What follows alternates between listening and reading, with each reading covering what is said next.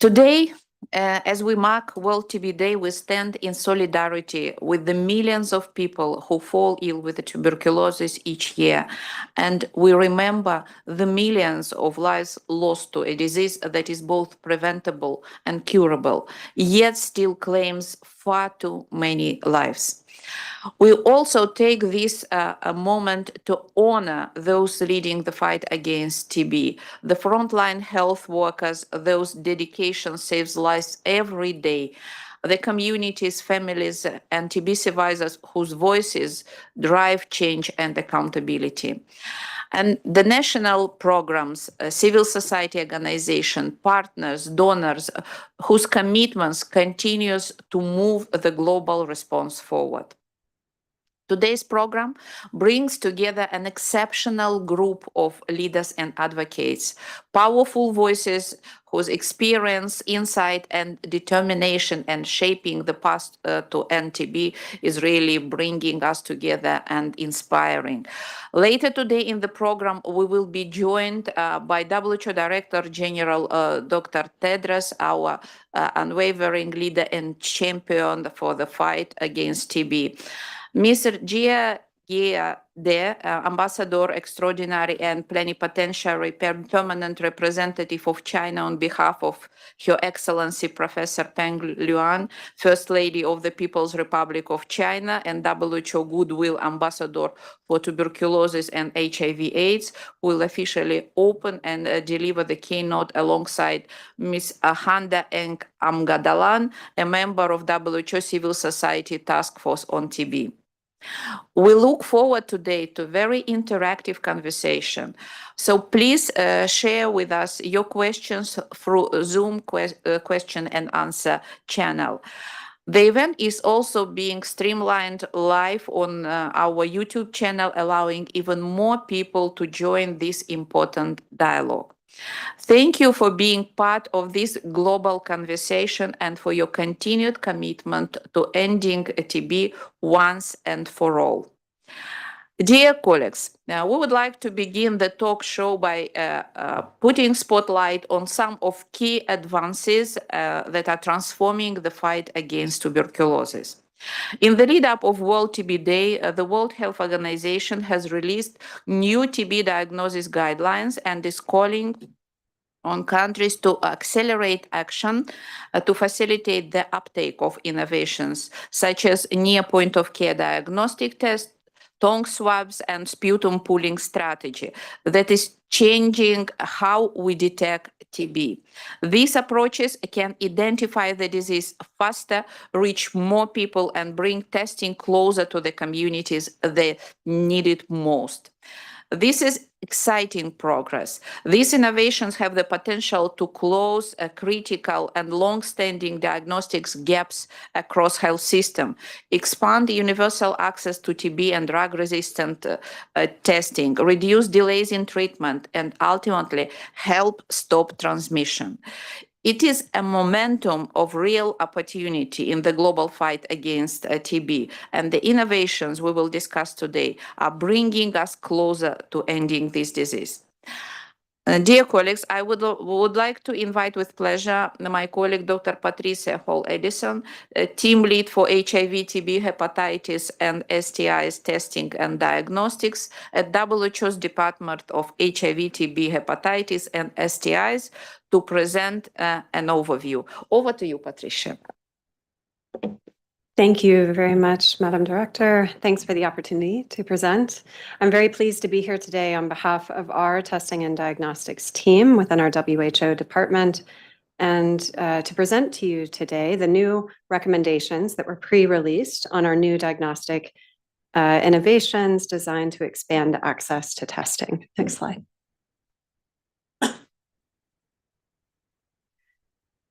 So our WHO NTB strategy calls for universal access to initial WHO recommended diagnostic testing for all individuals with presumptive TB.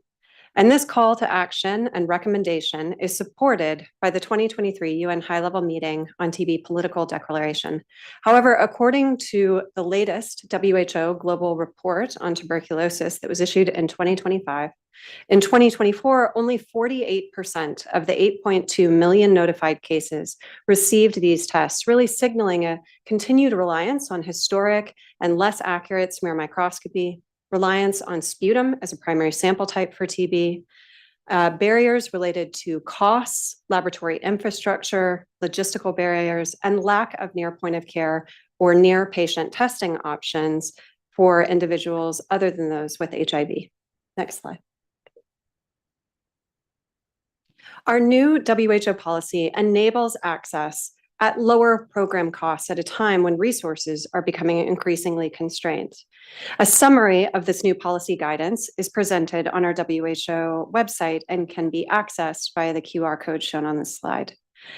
As Teresa rightly mentioned, we have 3 diagnostic interventions that are now newly recommended by WHO with the potential to expand access while decreasing cost. The first is the introduction of a new diagnostic class of products, the near point of care nucleic acid amplification tests, or NPOC-NATs. The second are tongue swabs for recommended use with both near point of care and existing low complexity tests, such as the Gene Expert or MolBio-based products, and pooling of sputa for low complexity automated nucleic acid amplification testing. Next slide. So let's first talk about the first ever near point of care nucleic acid amplification class recommendation. The first in class product is shown on this slide. This is the product for which evidence was available to establish the class and includes the PlusLife MTB nucleic acid test card. This is a sputum and tongue swab based test that provides very accurate results in less than 1 hour with built-in light indication of positive for TB, no TB, or invalid or error. The instruments shown here are small, portable, and they are capable of being operated by batteries. They do not require any service and maintenance agreements, and they're available from both Global Fund with ERPD certification and the Stop TB Global Drug Facility for only $360 per test and $305 per instrument pair.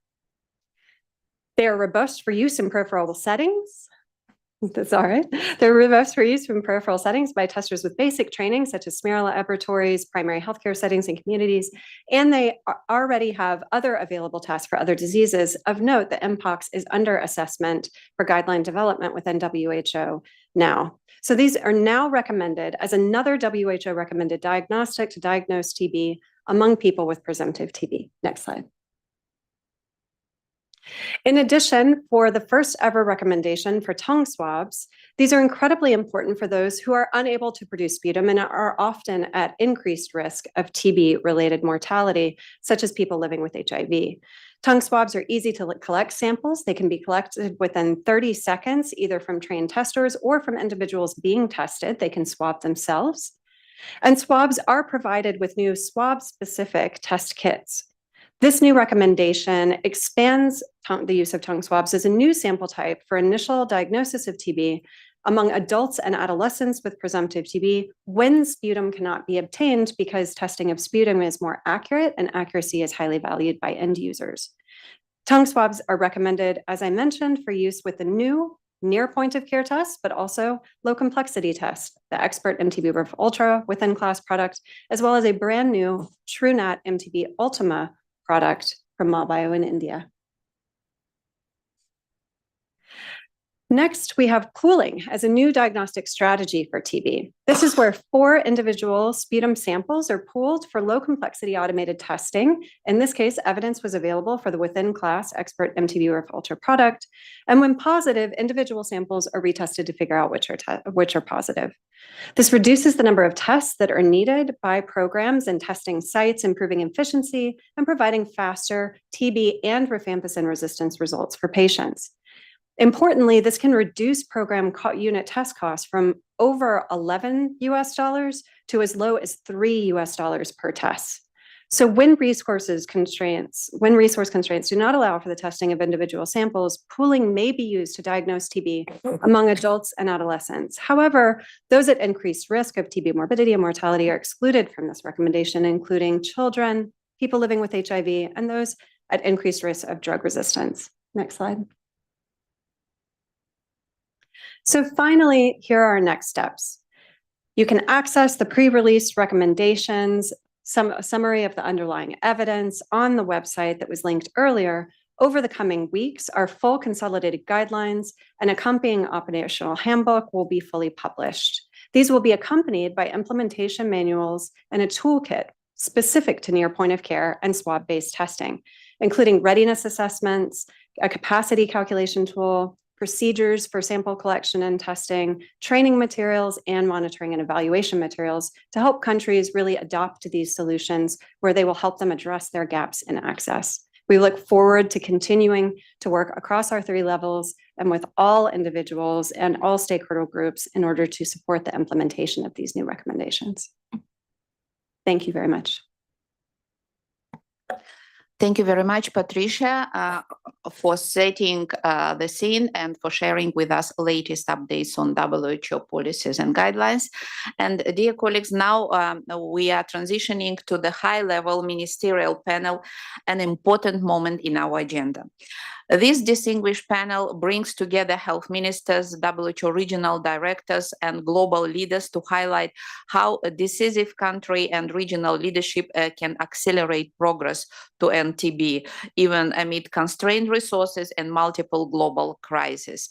Speakers will spotlight concrete actions being taken to translate commitments made at the UN General Assembly high-level meeting on TB to the measurable result-scaling effective interventions, advancing the rollout of innovations and strengthening national responses to save lives. We are now pleased to turn to South Africa and in the African region, which has spearheaded the rollout of several innovations and is a pathfinder on efforts to end TB. We are very pleased to have the address of the Honorable Minister, Dr. Aaron Motsoaledi, Minister of Health, South Africa. Thank you, moderator, Dr. Teresa Cassava. Greetings to Dr. Tedros Ghebreyesus, Director General of World Health Organization, First Lady of the People's Republic of China, and WHO Goodwill Ambassador for TB and HIV and AIDS, His Excellency Professor Pen Liyong. Fellow panelists, let me express my appreciation for inviting me on behalf of my country to be part of this important session today. South Africa remains fully committed to the global goal of ending TB as a public health threat by translating international commitments into national action. In evaluating our progress against the United Nations high-level meetings target, South Africa achieved 84% of its notification targets. While we have seen a steady reduction in TB incidence, we are still lacking in our mortality reduction goals, with approximately 54,000 TB-related deaths recorded in the most recent reporting cycle. Furthermore, our data shows that 54% of TB-affected households still face catastrophic costs, reminding us that TB is a profound economic burden as well as a medical one. To address these challenges, we've launched the National End TB campaign under our TB recovery plan, which aims to test 5 million people annually. This initiative is modeled to drastically reduce both incidence and mortality by 2035. Innovation is central to our response, and we continue to scale up rapid molecular diagnosis to ensure faster, more accurate detection. We have recently introduced targets next one-generation sequencing nationally to stay ahead of drug resistance, alongside the expanded use of digital chest X-rays supported by computer-aided detection. This allows us to identify TB earlier, even in individuals who do not yet show symptoms, I'm particularly pleased to announce that following the new World Health Organization guidance, South Africa is now launching its pilot project for near point-of-care diagnosis tests. The essential step will move high-quality testing out of centralized labs and closer to the communities where our people live and work, supporting our drive towards universal health coverage. South Africa has consistently been at the forefront of introducing more effective treatment options, including betagualine. In September 2023, we launched the 6-month PEPAL regime for drug resistance TB and achieved rapid national implementation within just 6 months. This shift has significantly improved patient outcomes by reducing the burden of long treatment periods. As a result, our drug-resistant TB treatment success rates have seen a significant boost and are now reaching approximately 80%, a testament to what is possible when we prioritize rapid evidence-based innovation. As the country, we recognize that a new effective vaccine is the ultimate game changer for ending this epidemic. South Africa has already held a national workshop to develop a comprehensive TB vaccine roadmap, ensuring we are both trial ready and implementation ready. Globally, we are honored to co-chair the WHO TB Vaccine Accelerator Task Force on Finance and Access. During our G20 advocacy efforts, we continue to push for the sustainable financing and equitable access required to ensure that once a vaccine is approved, it reaches those in high-burden settings like ours without delay. TB is a biopsychosocial disease that thrives on poverty, and ending it requires more than just clinical interventions. Therefore, we have launched the South African TB Caucus to drive political accountability across all levels of government. We are also implementing a social and behavioral change communication strategy that involves the co-creation of messaging with TB survivors and affected communities to actively reduce stigma. Furthermore, we are working across sectors with the Department of Social Development, which has developed its own TB strategy. This partnership is a direct response to the WHO's 2025 guideline on TB and nutrition, which underscores that nutritional support is a critical component of TB care package. By integrating these guidelines, we ensure our patients receive a holistic package of care, including social grants, food support, and psychosocial counseling, ensuring that the most marginalized among us are supported and throughout their entire journey to health. In closing, it is important to acknowledge that with strong political leadership, bold innovation, and a response to truly powered by our people, ending TB is achievable. This talk show serves as a vital platform to galvanize our collective leadership and turn our global commitments into measurable, life-saving impact on the ground. By standing in solidarity and taking decisive action today, we ensure that hope of a TB-free future becomes reality for every community.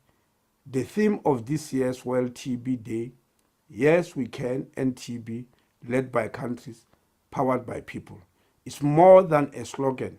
It's a call to action that we can embrace with agency and determination. South Africa remains a steadfast partner in this global fight, ensuring that no one is left behind. I thank you. And we applaud to inspiring leadership of His Excellency Minister Motsoaledi and for remarkable achievements under his leadership in the fight against tuberculosis, HIV, and other diseases in South Africa. Now, we are now pleased to hear from Her Excellency Dr. Elia dos Reis Amaral, Honorable Minister of Health, Timor-Leste. We look forward to learn about the progress made in reducing the burden of tuberculosis in the country And let's now hear from Honorable Minister. Dr. Tedros, Director General of World Health Organization, Excellencies, Ministers, esteemed colleagues, development partners, ladies and gentlemen, greetings from Timor-Leste. It's a privilege to join this global dialogue on World TB Day 2026. Tuberculosis remains a major public health challenge globally and kills over 1 million people every year. That is not inevitable. It's a failure of will, investment, and urgency. Timor-Leste refuses to accept that failure.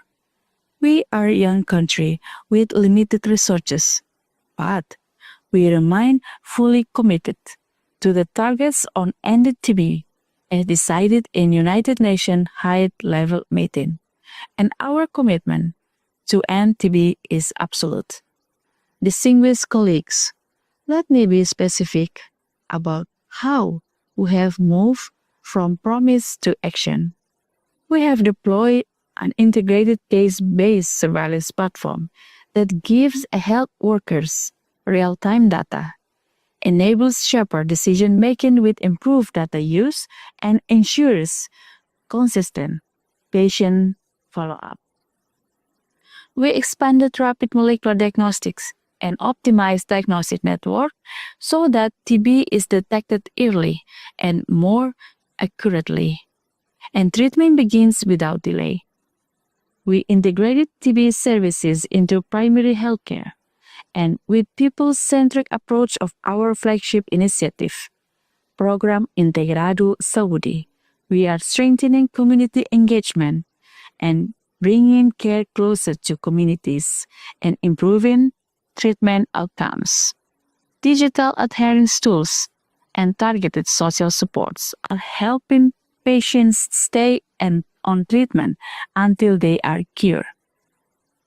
These are not long-term plans, but real systems functioning today. However, serious challenges remain. Timor-Leste carries a high TB burden, constraining resources and geography barriers that make reaching every person difficult. We are confronting these realities with support from WHO, the Global Fund, and our development partners. Let's sustain financing, including innovative and performance-based mechanisms, remains critical. Country leadership matters, and so does political commitment. But it's only with predictable resources and strong global solidarity the path toward NTB can be accelerated. The theme of this event is right. Yes, we can NTB.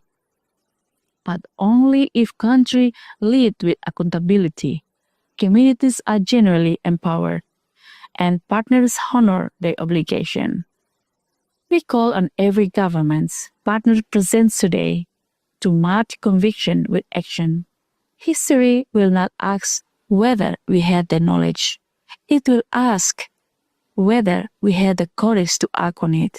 On behalf of the government and the people of Timor-Leste, we recommit fully and without reservation to a war-free tuberculosis led by countries and powered by people, and every effort needed to achieve it by 2030. Thank you. We sincerely thank Her Excellency Minister for her leadership and strong commitments to push forward NTB agenda.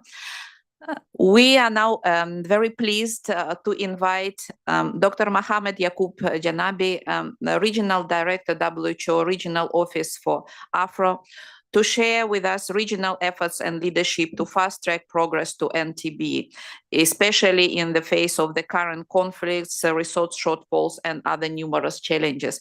Please, Dr. Mohamed Janabi, floor is yours. Thank you very much. Today on the World TB, can you hear me? Yes, we can hear you clearly and see, please. My apology. Today on World TB, we gather around a simple but powerful truth. Yes, yes, we can end TB. Not because the challenge is small, not because the road is easy, but because we know what works, and because millions of people refuse to accept TB as inevitable. TB is preventable, TB is curable, and yet every year it takes far too many lives, many of them very unnecessary. That is why today matters. Let me share something very personal. Recently, a colleague of mine at WHO Afro in Brazzaville contracted TB, devastating. He started treatment, worked from home for 4 months. He's done with treatment, back to work. On day 1, he told me, RD, I thought TB was a death sentence. What saved his life was not a miracle. It was just early diagnosis. It was just free treatment. And it was a health worker who did not give up on him. That conversation reminded me, TB is not just a disease of the lungs. It is a disease of access, equity, and hope. For Africa, this fight is deeply personal. Our region carries 1/4 of the world's TB cases and more than 1/3 of TB deaths. Behind these numbers are children missing schools, parents unable to work, and families pushed deeper into poverty. But this is not only a story of burden, it's a story of progress.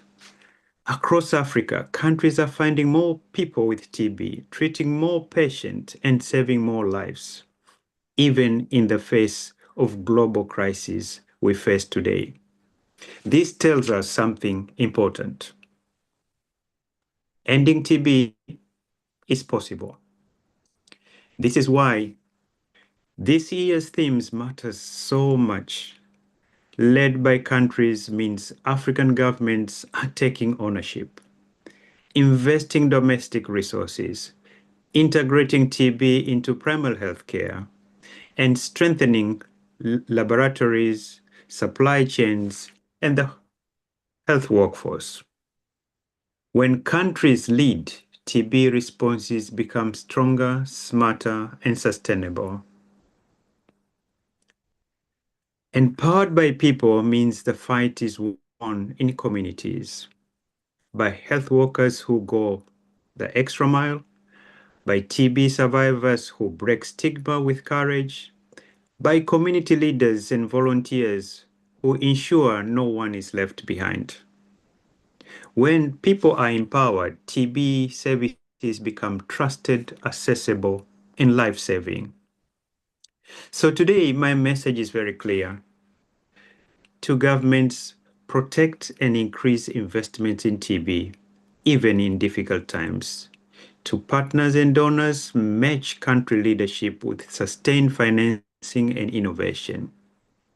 To communities and civil society, continue to hold us accountable. Your voice saves lives. Because if TB is driven by poverty and inequity, the ending TB is a choice of justice, a choice of solidarity, and a choice of human dignity. Africa is ready. Countries are leading, people powering the movement. Yes, we can end TB, and together we must. Thank you. Merci beaucoup. Muito obrigado. Back to you, Chair. Thank you very much, Dr. Janabi, and thank you for reminding us that TB epidemic is not just about the numbers, about the statistics, reminding us that it's about human suffering of individuals, and it's everywhere. It can affect everyone, and bringing the sense of human dignity to this centuries-old fight is extremely important nowadays. Thank you very much once again. And now we would like to turn to another region, as we're saying that unfortunately TB doesn't recognize the borders and nationalities. It affects everyone everywhere. And we would like now to hear address of Her Excellency Dr. Akmaral Al-Nazarova, Minister of Health of the Republic of Kazakhstan. Kazakhstan remains a priority country in WHO European region, with a strong commitment to ending TB through sustained national leadership, innovative approaches to diagnosis and treatment, and people-centered care. We look forward to hearing about Kazakhstan's continued efforts and achievement in accelerating progress towards ending TB. Уважаемый господин генеральный директор Всемирной организации здравоохранения, уважаемые коллеги, министры, партнеры, представители гражданского общества, дамы и господа, для меня сегодня большая честь приветствовать вас и принять участие в диалоге столь высокого уровня под эгидой Всемирной организации здравоохранения накануне Всемирного дня борьбы с туберкулезом. Сегодня мировое сообщество сталкивается с множеством вызовов, однако есть ценности, которые объединяют нас независимо от границ и различий. И одной из таких ценностей является, конечно же, здоровье людей. Именно поэтому здравоохранение остается пространством международной солидарности, сотрудничества и взаимной ответственности. Лозунг Всемирного дня борьбы с туберкулезом в 2026 году «Да, мы можем ликвидировать туберкулез» под руководством стран при поддержке людей. И он отражает главный принцип нашей работы: только совместные усилия государств, международных организаций и общества способны приблизить мир к ликвидации этого заболевания. Казахстан полностью разделяет глобальную приверженность к достижению целей стратегии End-TB и последовательно реализует комплекс системных мер по профилактике, раннему выявлению и эффективному лечению туберкулеза. За последние годы нам удалось существенно модернизировать систему противотуберкулезной службы. В стране внедрены современные молекулярно-генетические методы диагностики, позволяющие в течение нескольких часов определить наличие заболевания и чувствительность возбудителей. Сегодня доступ к современным лабораторным методам диагностики обеспечен во всех региональных центрах фтизиопульмонологии, и особое внимание уделяется внедрению инновационных подходов в лечении. Казахстан активно применяет короткие и полностью пероральные режимы терапии лекарственного устойчивого туберкулеза, что позволяет значительно сократить сроки лечения, повысить его эффективность и улучшить качество жизни наших пациентов. Не менее важным направлением остается профилактика и высокий охват, вакцинация БЦЖ, расширение профилактического лечения туберкулезной инфекции, применение современных методов скрининга позволяют своевременно выявлять заболевания и предотвращать их распространение. Мы также активно развиваем амбулаторные формы лечения и цифровые инструменты. Это делает медицинскую помощь более доступной и ориентированной на пациента. Системы социальной поддержки пациентов способствуют повышению приверженности терапии и успешному завершению лечения. В последние годы значительно сократилась заболеваемость более чем на 13%, смертность на 25% и распространенность туберкулеза на 17%. А показатели эффективности лечения лекарственно-чувствительного туберкулеза составила 90,5%, лекарственно-устойчивого туберкулеза 85%, что в целом соответствует международным стандартам. И эти результаты стали возможны благодаря сильной государственной политике в сфере здравоохранения, устойчивому финансированию противотуберкулезных мероприятий и, конечно же, активному партнерству с международными организациями и прежде всего с Всемирной организацией здравоохранения. Мы очень высоко ценим поддержку Всемирной организации здравоохранения и наших международных партнеров и уверены, что только объединяя усилия, опираясь на науку, инновации и общественную солидарность, мы сможем ускорить прогресс на пути к ликвидации туберкулеза. Казахстан остается твердо привержен реализации глобальной стратегии End-TB и готов продолжать активное сотрудничество с международным сообществом для достижения нашей общей цели – мира без туберкулеза. We acknowledge amazing leadership of Her Excellency Minister Al-Nazarova and achievements in the countries, not only in the country, but also leadership at the Asian, Central Asian region, which helps also with uptake of innovations and introduction of new tools as fast as possible. Today, actually, we have many champions, including WHO champions, and one of them is definitely Dr. Hans-Henry Kluge, Regional Director, Euro. I'm pleased to invite Dr. Hans Kluge to share regional efforts and leadership to fast-track progress to end TB, especially in the face of the numerous challenges, ongoing conflicts, and resource shortfalls.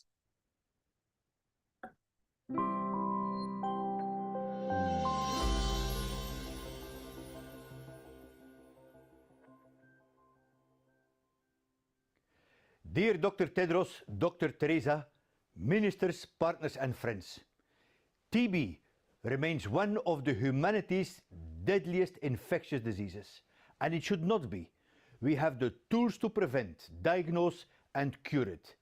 Yet millions of people still fall ill every year.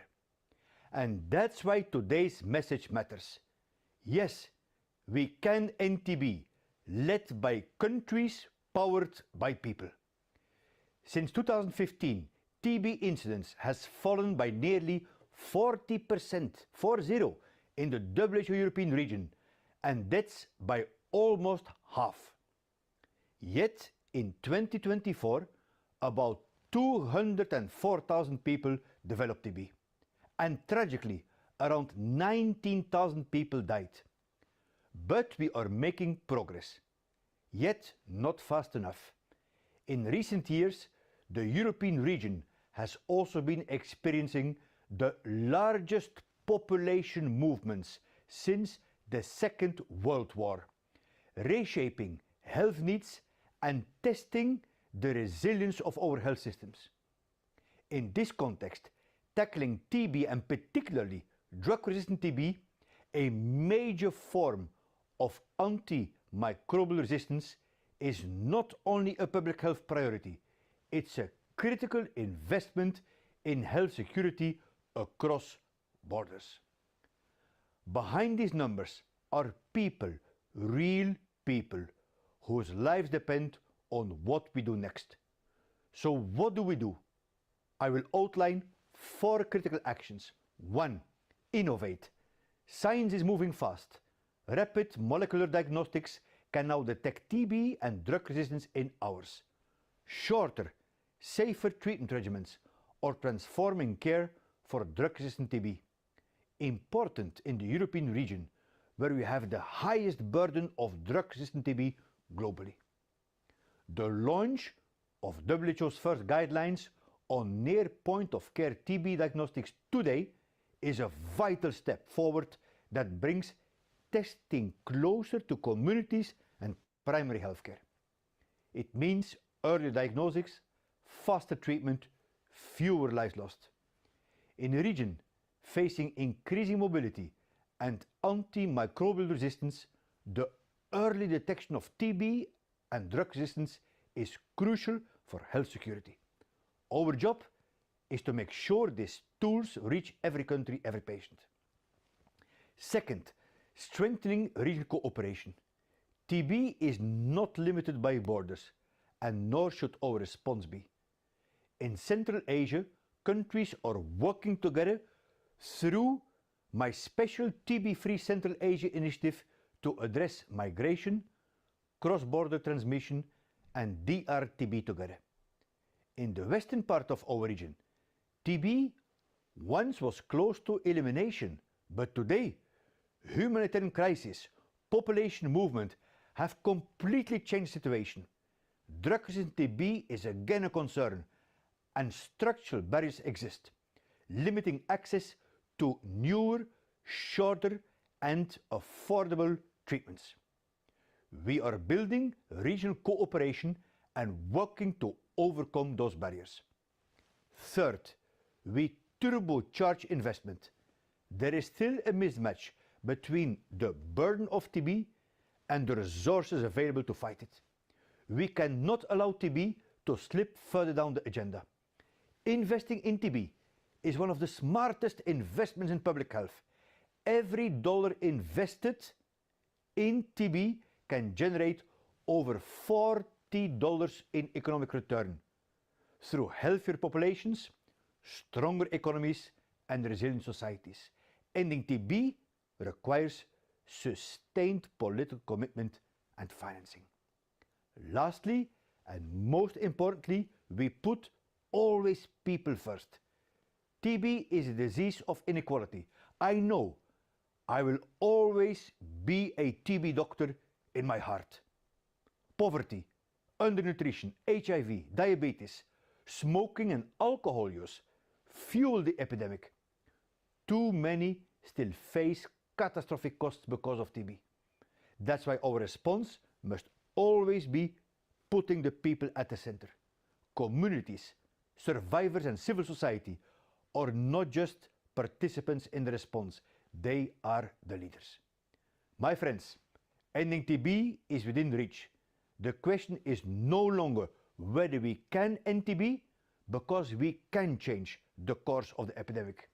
We can save millions of lives. The question is whether we will. And the answer must be yes. Yes, we can. So today, let's recommit to innovation, cooperation, investment, and the people. Thank you. Good luck. And we also thank you, Dr. Hans Kluge, for your unwavering leadership. And I would like to repeat after you, not only yes, we can, but yes, we will do our best to push forward NTB agenda. Now we would like to turn to the Western Pacific region of WHO and to hear from two amazing leaders from this region. First will be His Excellency Professor Chen Gran, Honorable Minister Health Cambodia. Cambodia carries high TB burden and is a priority country in the region. And we would like to hear from the leadership about their efforts and achievements in tackling TB.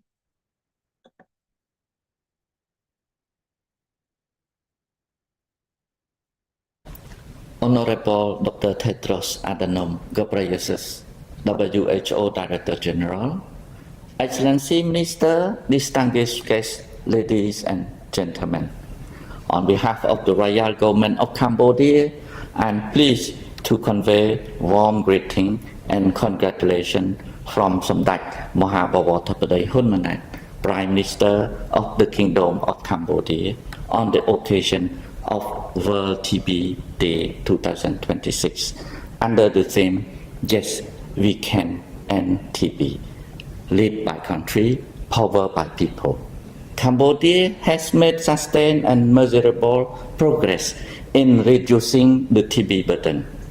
Findings from 3 national TB prevalence surveys conducted between 2002 and 2023 show an overall decline in TB prevalence of around 50% per decade.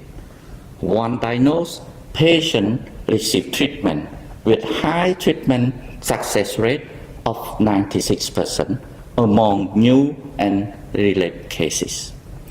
At the same time, we recognize the undiagnosed TB remain our priority, and we are accelerating effort to scale up innovation and adopt new WHO recommendation.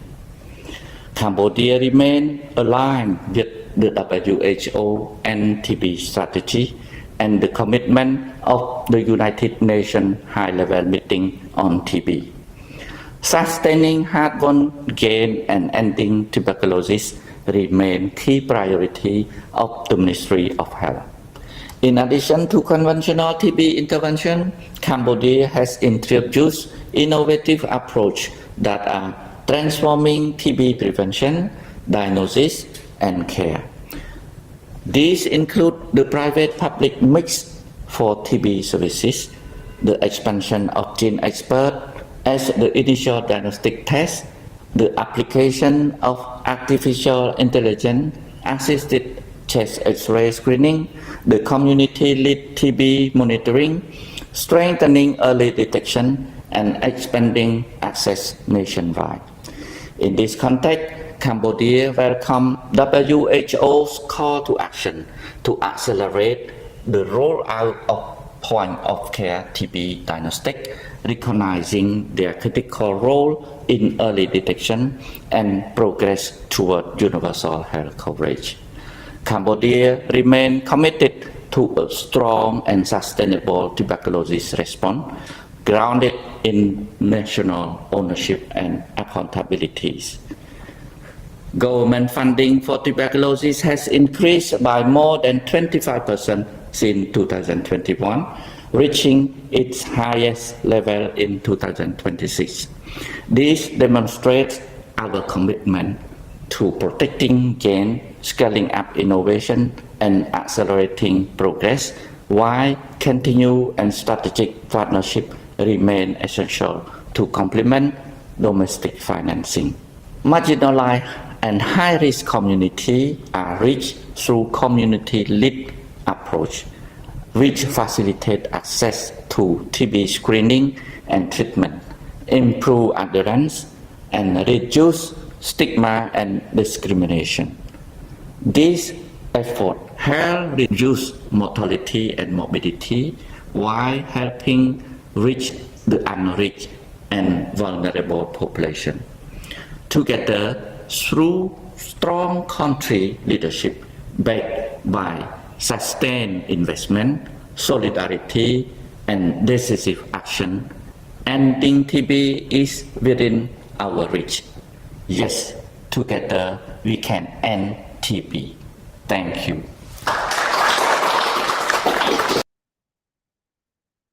And we also applaud and thank His Excellency Minister. And it's so amazing to see how our leaders, our honorable ministers, are becoming real experts in TB and in TB-related innovations. It really brings big hope that all our efforts will succeed.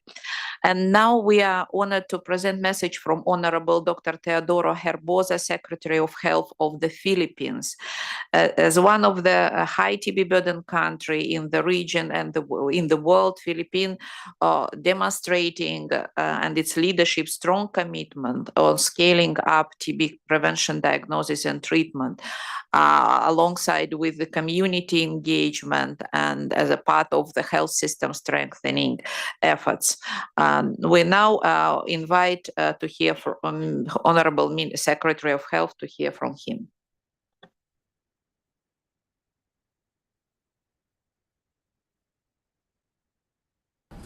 Distinguished Excellencies, partners, TB survivors, ladies and gentlemen, warm greetings from the Philippines.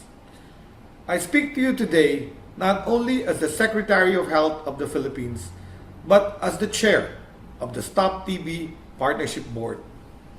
In September of 2023, during the United Nations High-Level Meeting on the fight against tuberculosis, the Philippines affirmed its commitment to ending TB by 2030. We as a country will boldly advocate for the integration of TB into the broader health and development discourses, whether in the regional or ASEAN fora or in the world stage. We are committed to leveraging our global leadership to keep TB high in the political agenda, to foster cross-sectional collaboration, and to mobilize sustained financing and innovation that will accelerate our progress towards ending TB. Today, I am proud to report that we are turning that political will into a living reality. We are pulling TB services out of the shadows and placing them where they belong, which is at the very heart of our universal health coverage framework. Our approach focuses on several key priorities: ensuring access to TB services, particularly the most vulnerable and marginalized communities, strengthening prevention and early detection, and continuing to build a resilient and responsive health system. We recognize that access to TB services is crucial. Therefore, we are bringing TB services closer to the communities through strengthened primary health care and community-based interventions. We have intensified active case finding efforts to reach the unreached. A key initiative of the Department of Health is Purok Kalusugan, which aims to deliver comprehensive primary health care at the Purok or village level. Through this initiative, we bring essential health services closer to the people's homes, including medicines, vaccines, health education, preventive services, and such as screening for TB and HIV, management of hypertension, diabetes, mental health, nutrition, and other priority health services. Equally important is our commitment to innovation. The Philippines continues to scale up the use of new technologies for early detection through the deployment of artificial intelligence-equipped ultra-portable chest X-rays that enable faster and more accessible screening in communities. At the same time, we are working closely with local government units and communities to ensure that TB services remain accessible, responsive, and centered on the needs of patients and their families. Prevention is also a critical pillar of our strategy to end TB. We continue to strengthen contact investigation and expand advocacy for TB preventive treatment or TPT. One of our major initiatives is the TPT Todo campaign, which promotes awareness and highlights the importance of taking TPT and encourages early health-seeking behavior and emphasizes the value of protecting families and communities from TB. In the area of health promotion, our spirit of unity was evident in March 2024 during the World TB Day commemoration. At the heart of Manila, over 5,500 Filipinos, health workers, partners, students, and survivors breathed as one to set the Guinness World Record for the largest human lung formation. While the record was a milestone, its true power was in the message it sent to the world that by standing together, we proved that we can finally break the stigma that has stifled progress for centuries. We back all these actions with the weight of our resources. Our country continues to prioritize TB within our national health agenda. We increased domestic financing this year and are currently enhancing our national health insurance TB benefit packages to cover comprehensive care for all types of TB, including TB infection.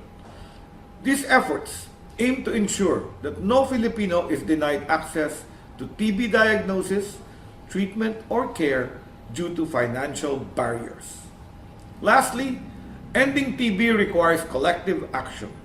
We remain deeply grateful for strong partnership and continued support among national government agencies, local government units, global and local partners, civil society organizations, and patient support groups who are working alongside us in advancing research, adoption of effective, shorter, and patient-friendly treatment regimens, strengthening health systems, and supporting communities affected by TB.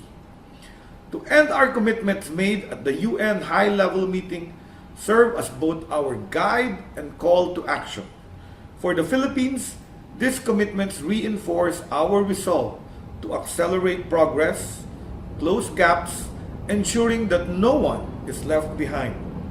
The Philippines remains steadfast, united in purpose and commitment, because yes, together we can end TB by 2030. Thank you. We thank His Excellency Health Secretary Herbosa for his continued efforts and great achievements. You've heard that the fight against TB became a nationwide campaign in Philippines, and it's a great example for other countries. Or also, only joint efforts can really push forward agenda, especially when burden of TB is still high. And special thanks for putting spotlight on the importance of prevention as essential part of comprehensive fight against tuberculosis. We will have in the coming years even new TB vaccines, so that's why preparedness and advancing in TB prevention agenda is critically important. This is end of our first panel, and dear colleagues, with great inspiration, I would like once again to thank all our amazing leaders, excellencies and speakers today, our regional directors, and being and chairing these talk shows for already 9 years here at WHO, I can see such a amazing progress. If before, like 5-6 years ago, we've been struggling and been extremely happy if 1 or 2 ministers would agree to participate. For us, it was big achievement. Now we see growing number of leaders prioritizing fight against TB in their agenda, and it really brings hope that yes, we can and we will end TB.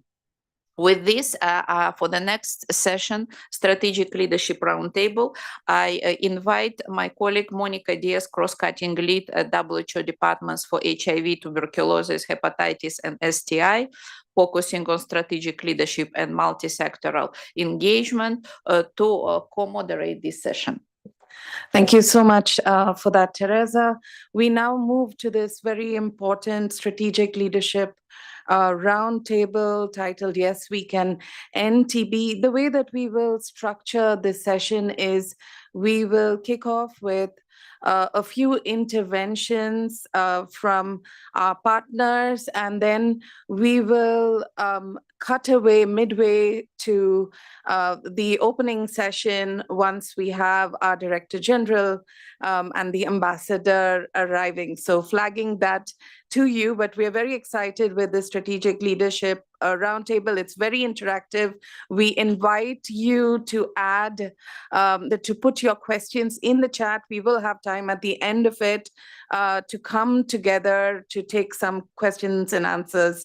This roundtable is going to focus on how strong country leadership, catalytic investments, rapid uptake of new tools and innovations, and empowered community engagement can turn TB breakthroughs into real-world impact. This is a time of conflict and uncertainty, as you well know, and we, through this roundtable, we hope that partners will identify bold actions to help and come up with clear solutions on to close resource gaps, accelerate the scale up of innovation, sustain momentum, ultimately saving lives. So to start off, we're very pleased to welcome Mr. Xavier Castellanos. Mr. Castellanos is Under Secretary General of the National Society Development and Operations Coordination from the International Federation of Red Cross and Red Crescent Society. Mr. Castellanos, we are very pleased that you've been able to join us today, and we'd like to hear from you about how is the IFRC and the Red Crescent Societies, the Red Cross and Red Crescent Network, ensuring access to TB services for vulnerable populations, particularly in settings affected by conflict and crises, through trusted local presence, community engagement, and volunteer-led actions. Over to you, Mr. Castellanos. Well, thank you very much, and congratulations for this event, and thank you for having the opportunity to give some perspectives from the IFRC. If you allow me first to mention how important is for us TB, the organization since 1924, we started our activities around training public health nurses on TB care. And after the Second World War, we focused we shift into prevention. activities. And since the creation of the WHO Global Leadership on TB, we have maintained this steady, steadfast partnership, especially at the community level, where we focus our attention.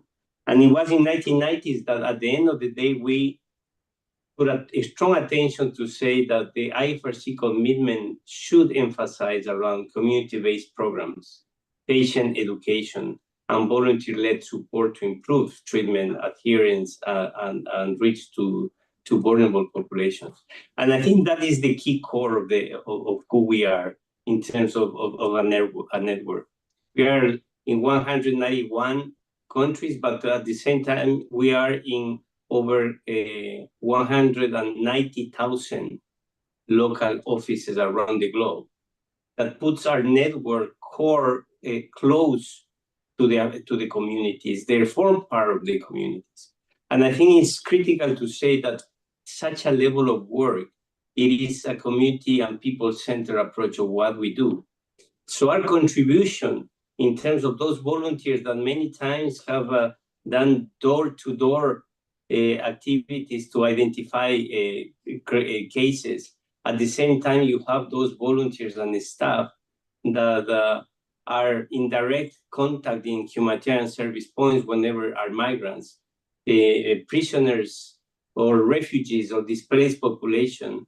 What we have is volunteers or staff that are performing the duties and are trying to bring a clear attention in terms of ensuring that services are provided. So the community-based work is very much focused on supporting screening, referring to people to care. So referring becomes a critical component, and that means that there is a pre-dialogue coordination with the ministries of health in every country and ensuring that there is adherence to treatment. But this comes also with the work of volunteers in terms of this is not only about ensuring that we are capable to reach to the communities, but also is important to highlight that many of the people affected, infected in this case, are facing a stigma, discrimination, or social isolation. And one of the elements at the same time of volunteers is to get closer to them and to provide the right advice in order to understand better the disease, adhere to treatment, and to understand what does it mean that adherence to treatment, and navigate health services in the way that we engage, plan, communicate with them. And linked to all of this comes a very, very, very important component, which is the support to families, providing psychological care and connect also patient to nutrition or financial aid, which is, again, highly important if we want to bring the objectives, the collective objectives, the objectives that we have to eliminate TB. So probably I would highlight as a final point that we have heard today around the importance around how innovation plays a critical role, which is true, is extremely important. But for many, the biggest barrier is also that if innovation helps to get closer to people, the biggest barrier is not the treatment itself, is the diagnosis. And I think this has been mentioned before as well, and we would like to highlight the same. And in remote locations, fragile settings, and high travel costs often prevent care, that are prevented of care, there is where the work of the Red Cross plays a tremendous level of work and role. So the connection of the local branches with volunteers, 17 million volunteers, the engagement with community health workers, and the speaking with one voice in terms of what are the key elements that can contribute to prevent more cases of tuberculosis is as critical as important as it is to pursue the treatment. So finally, my 3 points, the uniqueness of the strength of the Red Cross comes with the scale. When we talk millions of volunteers reaching communities, Others cannot do that, and that's a big element. Trust, having volunteers that are of the communities they serve, live in those communities, speak their languages, and understand their cultures becomes a critical component of support. And finally, the unique auxiliary role national societies, the Red Cross, Red Crescent plays in each country supporting national health systems while extending services to communities is a fundamental support that we provide. Back to you. Thank you very much, Mr. Castellanos. That was indeed a very powerful intervention, underlining the importance of IFRC, the role that volunteer networks are playing, especially in these incredibly challenging times, and the importance of community engagement to make sure that TB services reach the most vulnerable. We appreciate the leadership, your leadership as Undersecretary General in joining this important event, and we appreciate IFRC as a strong partner. Thank you very much for your intervention. I now turn to another very strong partner of ours, to the Gates Foundation. We are very pleased to have with us Dr. Yogan Pillai. He is Director, HIV and TB Delivery at the Gates Foundation. The foundation is a key partner in driving efforts to address gaps across the TB care pathway, from rolling out new tools to supporting national strategies and advancing R&D for new vaccines. Yogan, thank you for joining us. Given the progress in TB diagnostics, vaccine development, and treatment supported by the Gates Foundation, what systemic changes are still needed, from financing to delivery models, to accelerate the global uptake and impact of these innovations in strengthening the TB response? Over to you, Yogan. Great. Monica, thanks very much. Thanks for the invitation to participate, and I'll be as brief as I can. Firstly, congratulations to the WHO for quite rapidly producing the policy guidelines on near point of care NATs, together with swab use and pooling. I think these three things are going to go a long way to doing what the leaders have told us at the top of this webinar, that we need to increase testing. And I think there's no doubt about that. But I do want to say, that with more than 1.2 million people dying from TB-associated diseases in 2023, 2024 annually, that's over 3,200 people dying from TB globally every day. And if you take a high-burden country like South Africa, that's 140 per day. I mean, that's like a plane load of people. So there's a lot of work to be done on reducing mortality. And I think the Minister of Health of South Africa highlighted the importance of focusing on mortality as we focus on decreasing incidence. Monica, the foundation, the Gates Foundation, focuses really on two things. One is on research and development, and I'll say a little bit about that. But secondly, on innovation in delivery. We can produce all the shiny new tools we want. If we don't get it to people who need it as rapidly as possible, and in the current economic climate, as affordably as possible, it makes no difference to people on the ground if we have these new diagnostics or therapeutics or vaccines indeed. So with respect to the research and development in the TB space, the foundation has been supporting the development of new diagnostics, and there's a very strong pipeline now on near point of care diagnostics. And that will get, as Dr. Janabi said, that would get the diagnostic tools to people as close as possible to where they live, where they work, where they recreate.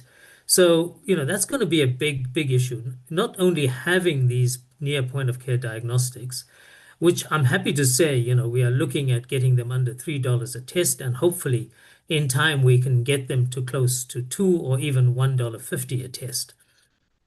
The question is how to get it to the places where they are needed and who would use them. Now, we are really focusing on, in terms of innovation and delivery, to try and get community health workers to use them, to hopefully, like we have for HIV self-tests, it would be great if we can move to a TB test that people can use to test themselves in the privacy of their homes. As colleagues have already said, there's still a significant amount of stigma around TB and TB transmission. So near point of care tests, as well as if we move very rapidly to self-tests for TB, would really be the holy grail in terms of TB diagnostics. So it's the tools as well as how to get them to where they are needed in the shortest possible time. With respect to therapeutics, it's still a challenge that we have, even though we have fixed dose combinations for the treatment of drug-sensitive TB, we still have significant challenges even with the drug combinations we have for drug-resistant TB. So we need to do better. And as you know, the foundation is working with a range of partners to develop a shorter duration regimen, a 2-month regimen called PAN-TB at the moment. And hopefully we can move rather quickly to also developing a long-acting injectable for the treatment of TB. Because we do know that once people feel better after a very short period of time before they are fully sanitized, they stop taking the TB drugs. So moving to a shorter duration, shorter acting therapeutics together with long-acting formulations are two things that the foundation is currently investing in. And then thirdly, as I think you said and Teresa said, on the prevention side, we have to move to a TB vaccine. The current vaccine, which is only for children, as I think most people will know, is more than 120 odd years old. So we need to very quickly get a TB vaccine that also works for adolescents and adults. And I'm pleased to say that the phase 3 trial of the M72 vaccine and other candidates are moving fairly rapidly. This M72 trial, for example, is now fully enrolled. And the expectation is that we will get preliminary results towards the end of 2027 or early 2028. So we've got to move very quickly, not only in doing the research and finding additional candidates, both on the therapeutic side, the diagnostic side, as well as the vaccine side, but we need to ensure that they are affordable to high-burden countries, especially, but also to low-income countries. And thirdly, we need to get them as quickly as possible to the people who need it. Final point I want to make is about, on the delivery side, innovations in delivery. I think, there's a groundswell now of not only task shifting and learning from HIV, as well as integration into primary healthcare. And I think one of your guests at the top of this call noted the importance of integrating TB services into primary healthcare. I think that's happening in a fair number of countries, but I think we do need to increase the pace at which this integration is happening. And this means not only integrating services, but means integrating supply chains, training human resources, and ensuring that the information systems are integrated. So I will stop there and thank you very much for this opportunity. Over. Thanks very much for that, Yogan. Very comprehensive overview of the R&D landscape, the hope that we have for better tools, for better diagnostics, for better drugs. It is indeed a dream that we, as we see with the innovations that were announced today, it's a dream that we hope will come to fruition soon, including with new vaccines. And as you pointed out, also the delivery is so key, having these innovative delivery mechanisms, making sure it reaches those who need it most. This is going to be definitely critical. Thank you very much for joining and sharing your interventions. So maybe now we can, let's go perhaps to the next speaker before we go to the opening session. And here we are very, so So thank you very much, Yogan and Mr. Castellanos. So before we go to the next speaker in the strategic roundtable, we'd like to take a small pause, as I mentioned right at the start. We are very pleased to have with us here today our director, WHO Director General, who's just entered the room, along with His Excellency Ambassador Jiagude, and we also have our civil society task force connected. So without further ado, we will take a break from the strategic roundtable, and we will now pause and move to the official opening of the talk show. And I'd like to hand over back to Dr. Teresa Kasaeva. Over to you, Teresa. So thank you, Monica, but we're all excited, and without further delay, we will move to our high-level segment, and I will give floor to our big TB champion, Dr. Tedros Adhanom Ghebreyesus, our Director General, who never missed any World TB Day and any opportunity to share his messages and to reaffirm his commitment. Dr. Tedros, floor is yours. Thank you. Thank you, Teresa. Your Excellency, Ambassador Jiagude, honorable ministers, dear colleagues and friends, I thank Your Excellency for joining us today and delivering a statement on behalf of Her Excellency Professor Beng Liyuan, First Lady of China. We thank Her Excellency for her leadership and advocacy as WHO Goodwill Ambassador for tuberculosis and HIV/AIDS for more than a decade now. On World Tuberculosis Day, we honor the millions of lives lost to tuberculosis, and we stand in solidarity with the people, families, and communities who continue to live with this preventable and curable disease. We also pay tribute to health workers on the front lines, to national TB programs, civil society, advocates, partners, and donors, and your dedication is saving lives and sustaining hope. Global efforts to combat tuberculosis have saved an estimated 83 million lives since 2000. Progress has been made in testing, treatment, prevention, and research, but progress is not victory. Every single day, nearly 3,500 people die from TB, and close to 30,000 fall ill. TB remains one of the world's deadliest infectious diseases and a major driver of poverty, inequality, and antimicrobial resistance. At the UN General Assembly in 2023, world leaders adopted bold new targets to end TB. Since then, the world has changed dramatically, and funding cuts make it much more difficult to reach those targets. But that doesn't mean we give up on them. Far from it. It just means we work harder and smarter.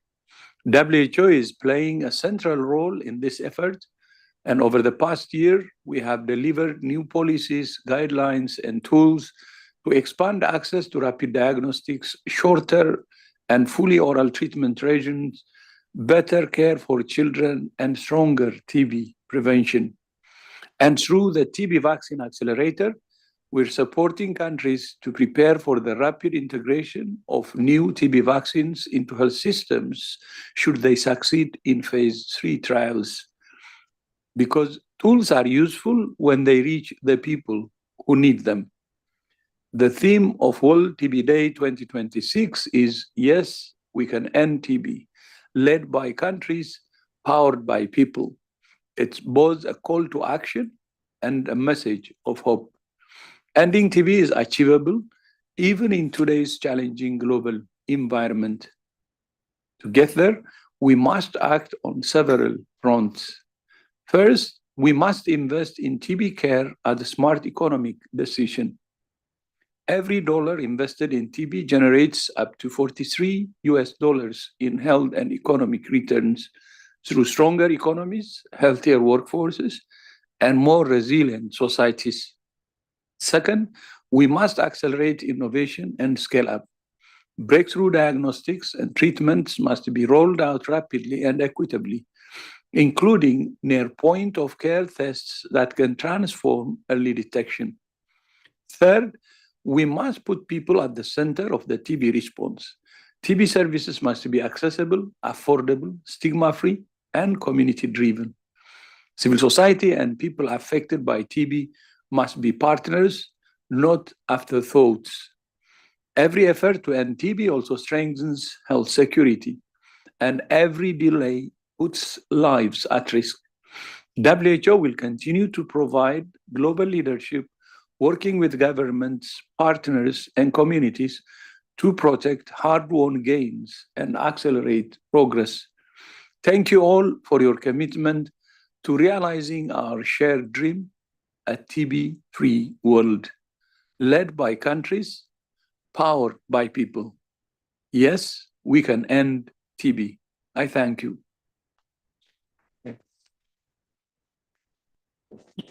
Thank you very much, Dr. Tedros, for your loud and clear voice, for your passion and support to people with tuberculosis and to the communities. And thank you for time in your extremely busy agenda. It's now my great pleasure to introduce Honorable Mr. Jia Guide, Ambassador Extraordinary and Plenipotentiary Permanent Representative of China, who will share with us the keynote statement on behalf of Her Excellency Professor Peng Luan, First Lady of the People's Republic of China and WHO Goodwill Ambassador for Tuberculosis and HIV/AIDS. We would like to request the audience online to press the interpretation button to listen to the address in English, as this is being simultaneously translated.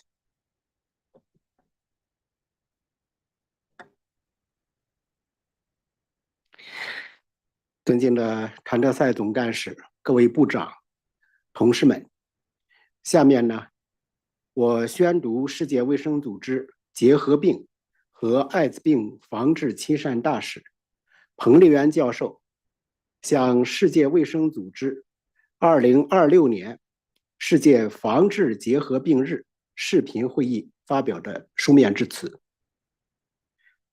尊敬的谭德赛总干事、女士们、先生们、朋友们，大家好！值此第31个世界防治结核病日到来之际，世界卫生组织召开视频会议，聚焦政府赋能、全民聚力这一主题展开讨论，对推动国际社会共同应对结核病公共卫生挑战具有重要意义。结核病是长期威胁人类健康的重大传染病。世界卫生组织始终坚持以守护人类健康为使命，以终结结核病流行为目标，做了大量富有成效的工作，扭转了近年来结核病患者人数连年增长的势头。作为世界卫生组织结核病和艾滋病防治亲善大使，我谨向为全球结核病防治事业倾情奉献的各国各界人士致以崇高敬意。中国政府一直高度重视结核病防治工作，统筹多部门落实防治举措，以科技创新推动结核病防治技术加速发展，防治工作不断地迈向更高水平。中国覆盖14亿多城乡居民的卫生服务网络，有力提升了结核病预防治疗可及性，使结核病发病率持续下降，迈入结核病中低流行国家行列。今年是联合国大会设立的可持续发展志愿者国际年，也是中国100千万志愿者结核病防治知识传播活动实施第15年。15年来，中国100多万名志愿者投身结核病防治事业，累计开展8万多个志愿服务项目。我经常同志愿者们一起走进社区、学校和医疗卫生机构，见证了他们的爱心、坚守和奉献，见证了中国结核病防治事业的发展进步。令人更加欣喜的是，青年学生志愿者正在成为中国志愿服务的中坚力量。他们不仅在校园播撒爱心，还将结核病防治知识理念传递进家庭和社区，一人带动一家，多家联动社区，成为非常具有影响力的健康火种。还有的志愿者用自己与病魔抗争的成功经历，帮助更多病友坚定了康复的信心。终结结核，守护健康，是我们共同的追求和期盼。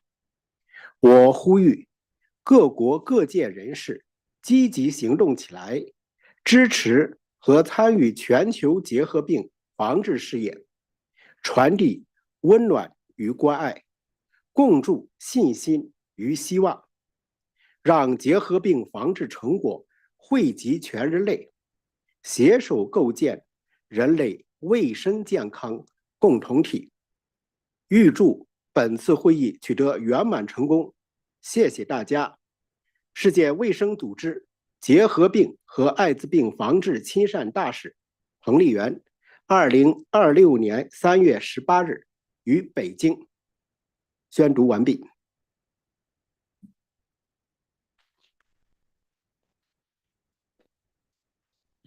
Our deepest thanks to Her Excellency Professor Peng Luan, First Lady of the People's Republic of China and WHO Goodwill Ambassador for Tuberculosis and HIV/AIDS, for her strong engagement and voice that has contributed immensely to ensuring a high-level spotlight on ending tuberculosis and mobilizing countries to accelerate their TB response. Our thanks to Ambassador Jia Guide for joining us in person to deliver the statement. We are honored. I am now pleased to invite Ms. Handa Eng Amgalan, a member of WHO Civil Society Task Force on TB, a renowned author, public speaker, and advocate working to end TB and the stigma associated with it. Through storytelling, she seeks to humanize TB and drive social changes. In 2021, her debut book, Stigmatized, became an Amazon bestseller in its category.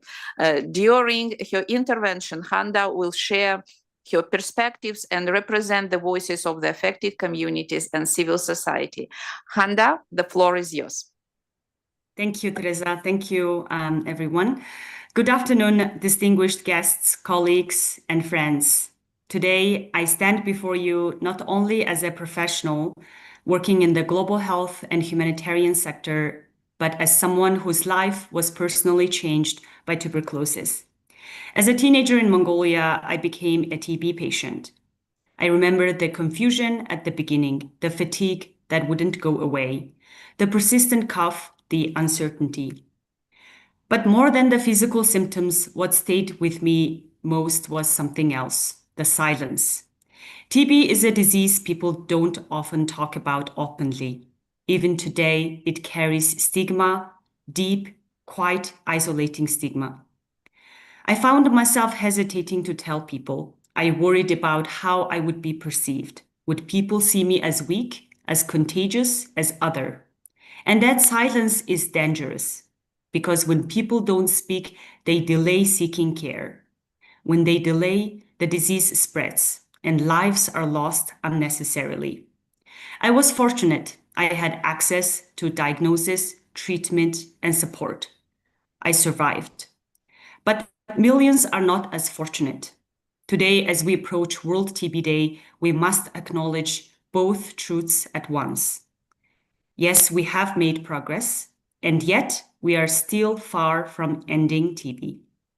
Let me start with the progress, because it matters. Ahead of this World TB Day, WHO has issued for the first time recommendations on a new generation of diagnostic tools that have the potential to transform how we detect TB. We are seeing real progress in TB diagnostics, with faster, more accessible tools reaching people who were previously left behind. But innovation alone will not end TB.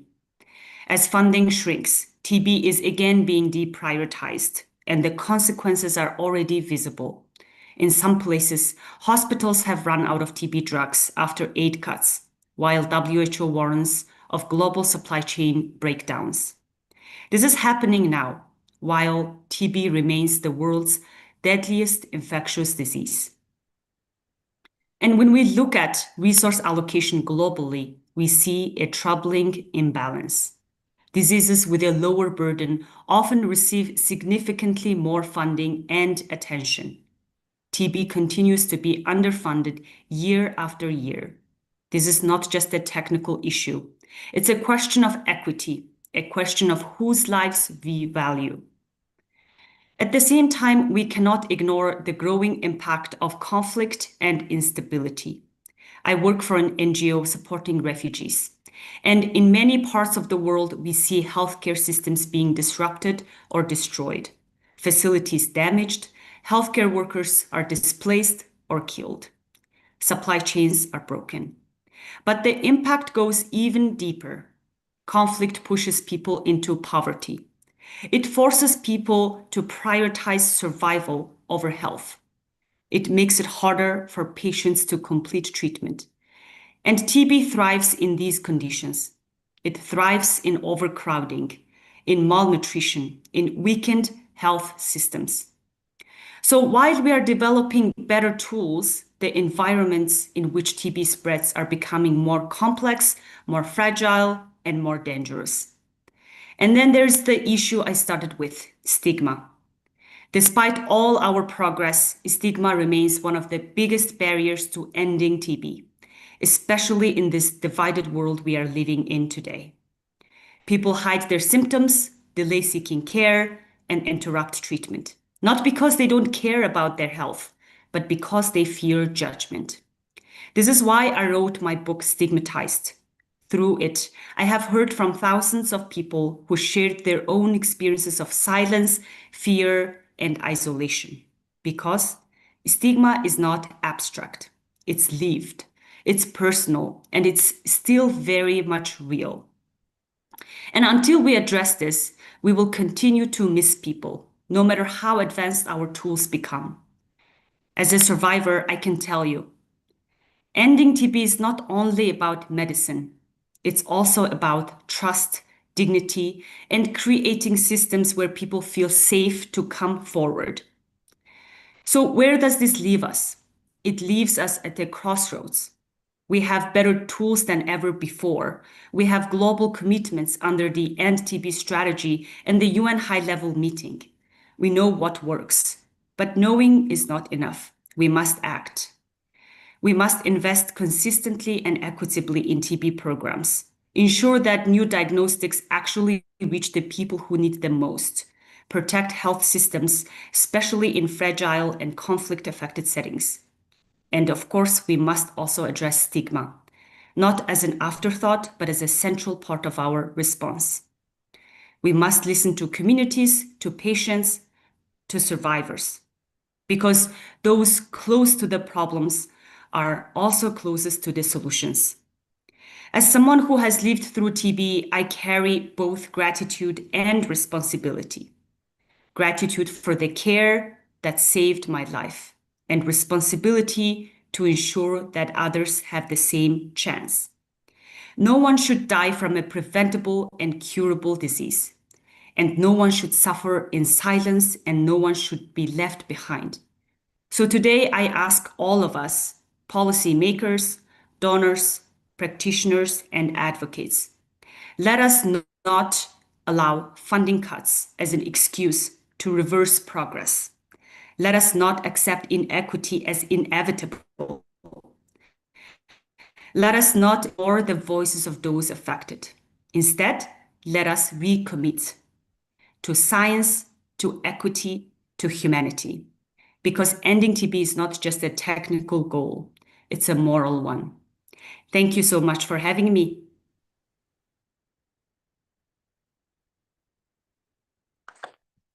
Dear Handa, thank you very much for your gratitude, for your responsibility, for courage and tireless advocacy. We need you and we are next to you. So thank you. Yes, we can. Thank you so much. With that, we end the opening session, the high-level session that we've had here. Great thanks to Dr. Tedros, Ambassador Honorable Gia, and Teresa. Thank you for joining us here for this high-level session. We will now move to our partner roundtable back again. We've had IFRC join us and speak with us already. We've had Yogan from Gates Foundation already speak. And now we turn to another important partner. We turn to UNITAID. We have with us Philippe Duneton. He is Executive Director of UNITAID. Thank you very much for joining us, Philippe. UNITAID is driving immense progress in TB research and innovation. Philippe, how can UNITAID leverage its catalytic role to ensure that promising TB innovations from diagnostics to treatments move more rapidly from development to widespread affordable use in high-burden countries? We turn to you, Philippe. The floor is yours. Thank you, Monica, and thank you. Can you hear me? Yes, please proceed. Yes, we can hear you clearly. I have some echo, that's right.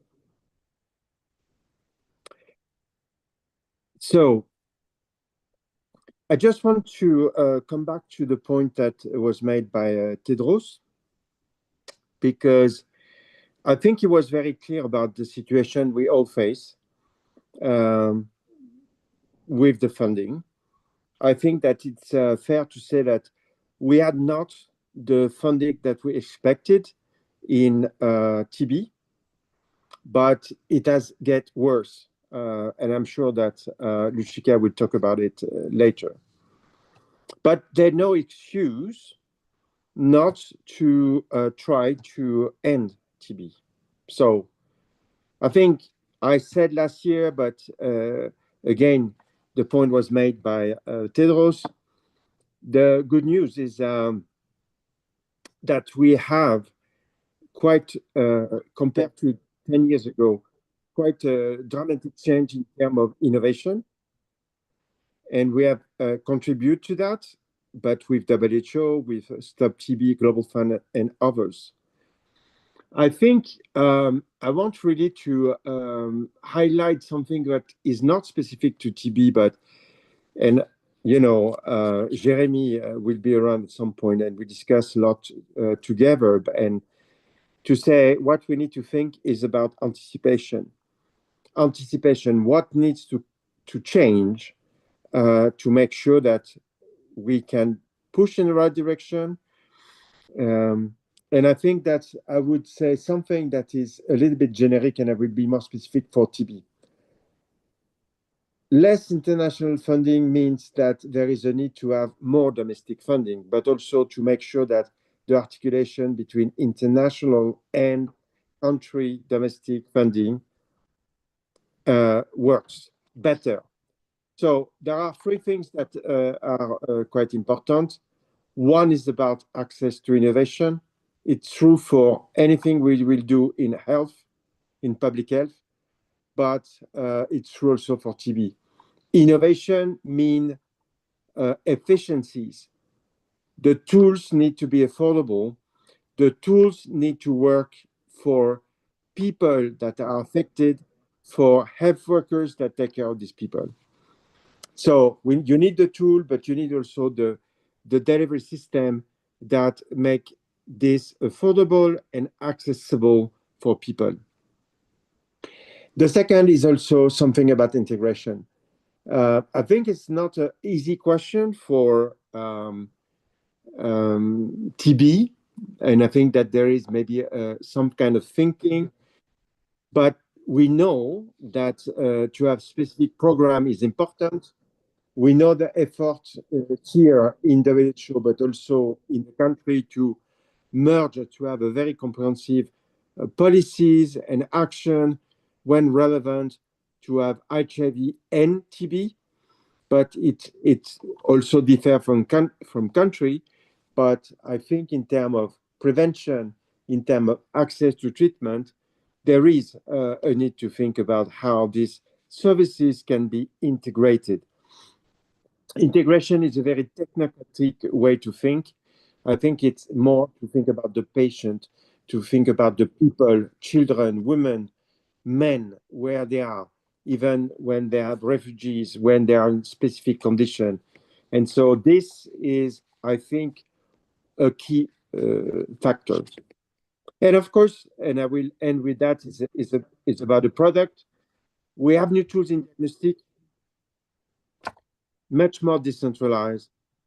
And I think that we are doing that with WHO Global Fund and others, Gates Foundation.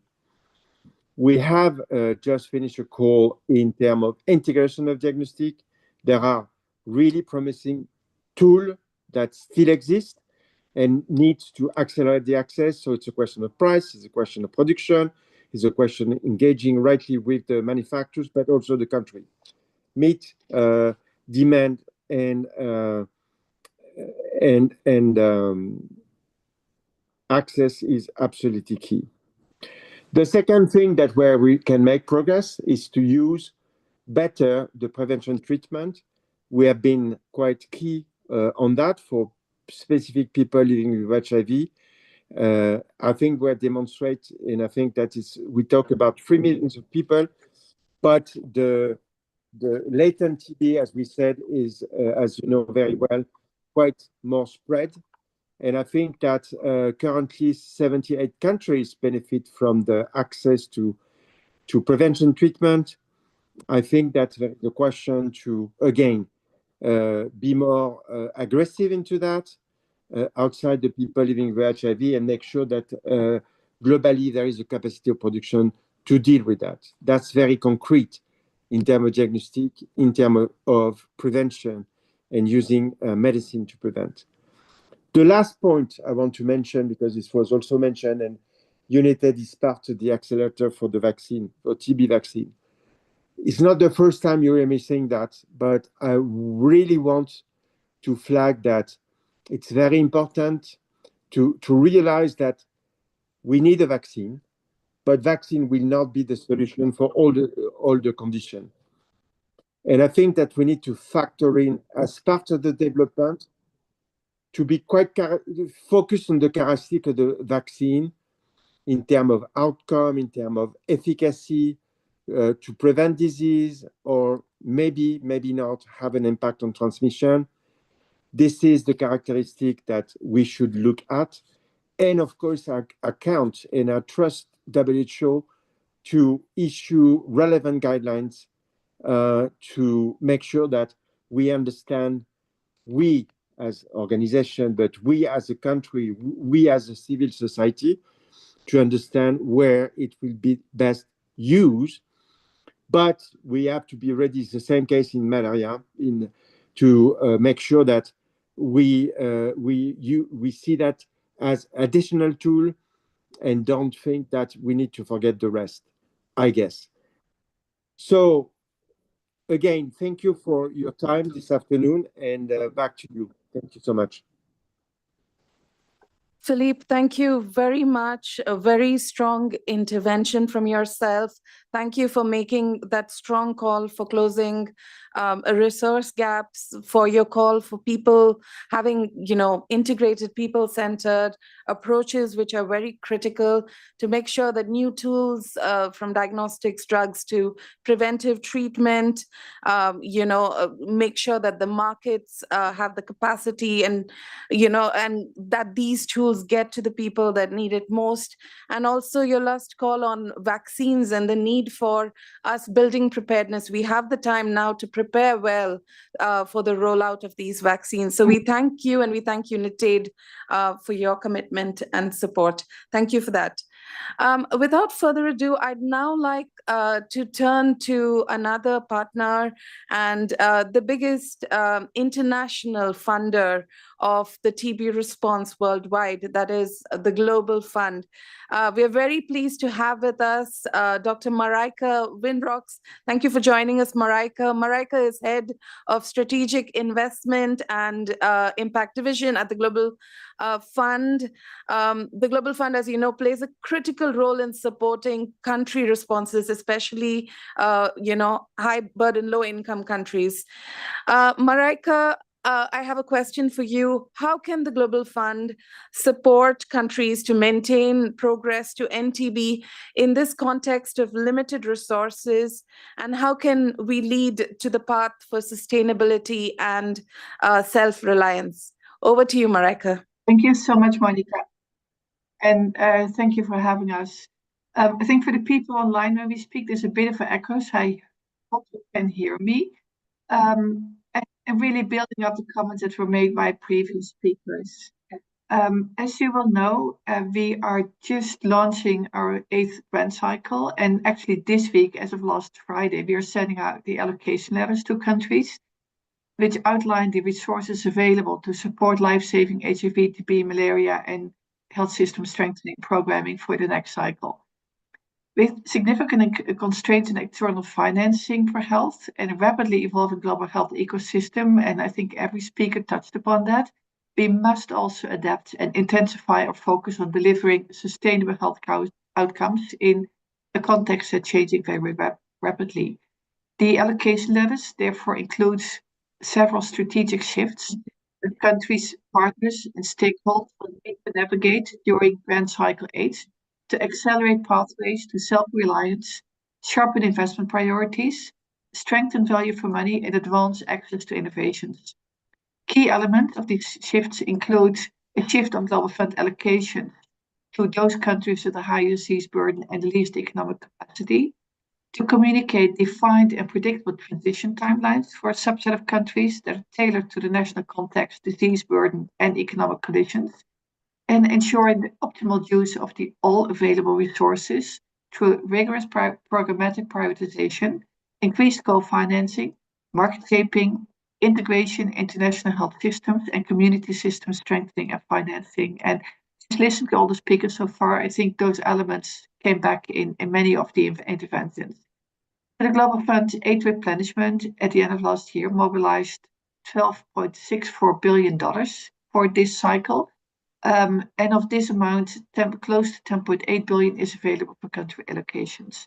Specifically for TB, over the next 3 years, it's just under $2 billion, and that's nearly 20% less than what we had original GC7 allocation. The shift to the lowest income, highest burden settings also means that some of the high TB burden countries with greater economic capacity, including countries in Eastern Europe and Asia, that they will transition in 1 or 2 cycles and increasingly will have to rely on domestic resources. Countries transitioning away from Global Fund support is not new. Since 2002, we have transitioned 52 disease components across 38 countries, and 12 disease components will transition at the end of GC7, at the end of this year. But the scale and pace are accelerating, and that does really reflect the current context. We'll see around 60 disease components transition by the end of this cycle, the next cycle, so in 3 years' time, and another 23 years after that. These transition timelines are being communicated to the countries in the calculation that we are setting out this week. These are big changes, and we recognize this cannot happen overnight. Country readiness to take on full responsibilities varies enormously. An abrupt shift risks derailing progress and costing lives. Transition must be carefully sequenced, taking into account epidemiology, system maturity, and fiscal realities. Through co-financing requirements, sustainability planning, market shaping, and support for public financial management and procurement systems, the Global Fund is supporting countries to progressively assume great responsibility for their TB programs while protecting the hard-won gains. While managing a thoughtful transition towards stronger national leadership, the path forward forward must focus on scaling up the best innovations to improve access and outcomes while saving cost. To stretch available resources, the Global Fund is helping countries prioritize investments in innovations that reduce long-term costs and improve impact. For TB, a powerful wave of innovations is reshaping the response. And listening to the ministers and the other partners on this panel, it's clear that there's a real appetite to introduce and scale those innovations. More accurate decentralized diagnostics, shorter and more effective treatment regimens, and AI-enabled digital X-rays are already improving detection, reducing patient burden, and lowering long-term costs. New near point-of-care TB tests are helping bring faster testing close to communities and present an opportunity to reduce the cost of finding and treating people with TB. Thanks to WHO for rapidly developing the new guidance, and the Global Fund will support the rollout of these tests in 13 early adopter countries already in this year. Short-term preventative therapies are making TB prevention more feasible and expanding protection among vulnerable populations. Meanwhile, momentum behind next-generation TB vaccines offers hope for transformative breakthrough, but also would like to emphasize what Philippe just said. It's not going to be a silver bullet. New tools and technologies are helping to make TB treatment shorter, more tolerable, and more patient-centered. New regimens and digital tools can help countries treat TB more effectively and sustainably, especially drug-resistant forms of TB. Of course, as mentioned before, innovations only make a difference if they reach the people who need the most. By partnering with governments and communities to design and deliver programs, we must ensure that new tools translate into real-world impact, including for key and vulnerable populations. Integrating TB services into countries' primary healthcare and broader health and community systems amplifies the impact of every dollar invested. Examples include further decentralizing drug-resistant TB services, integrating community health workers, expanding sample referral systems, and utilizing multiplex diagnostic platforms. These interventions enhance patient care and health outcomes by advancing a people-centered approach. Ending TB as a public health threat depends on strong country leadership. The future of the TB response is country-led and increasingly country-financed, an approach that will deliver progress that is faster and more sustainable. Partners also have a critical role to play in the fight against TB and in helping countries navigate transition. Coordinated support is essential to safeguard gains against TB, reduce the risk of failed transitions, and ensure that countries have the systems, the financing, and capacities in place to sustain a robust, people-centered TB response long after external funding declines. With sustained political momentum, increased domestic investments, and full deployment of new tools and innovations, we can decisively change the trajectory of TB. The path to end TB is challenging, but it's achievable. We shift strategically, make the right investments, and continue to work in partnership. Yes, we can end TB, led by countries and powered by innovations. Back to you, Monica. Thank you so much, Marika, for your excellent intervention. You really, we really appreciate the work that's being done by the Global Fund, especially as a support for all of the low-income countries out there. And as you said, it's been critical, the work that you're doing to help countries prioritize in these resource-constrained times to help them become more self-reliant. And you hit the nail on the head. Innovations are only meaningful if it can reach those that really need it. And this is the moment for all of us to join forces, countries, partners, donors, everybody, to make sure that those in need are able to access these life-saving tools and services. So thank you very much for joining us, Marika, and thanks to the Global Fund. I'd like to now turn to another close partner, the Stop TB Partnership, and we're very pleased to to have with us Dr. Suvanand Sahu. Sahu is the Deputy Executive Director of the Stop TB Partnership. Thank you for joining us, Sahu. What role can the Stop TB Partnership play in mobilizing communities and civil society to drive advocacy, accelerate the adoption of TB innovations, and strengthen people-centered, community-led responses? Over to you, Sahu. Thank you, Monica. Greetings from the Stop TB Partnership. Let me start with this year's World TB Day theme, which continues with the popular theme of Yes, We Can End TB. And you can see some flexibility that people can do this time. I have done one with me included there, powered by me, and we see a lot of creativity in this. At the global level, we have framed one option as Yes, We Can End TB, led by countries powered by people. This highlights a simple but important point. Progress against TB depends on strong country leadership combined with effective engagement of people and communities.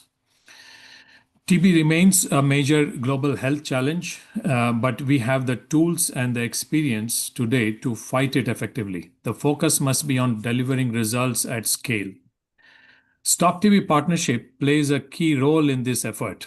As a multi-stakeholder platform, it brings together governments, technical partners, civil society, and implementers to support country-led responses. A critical part of our work is engaging communities and civil society. The powered by people element in this year's theme reflects what we see in practice.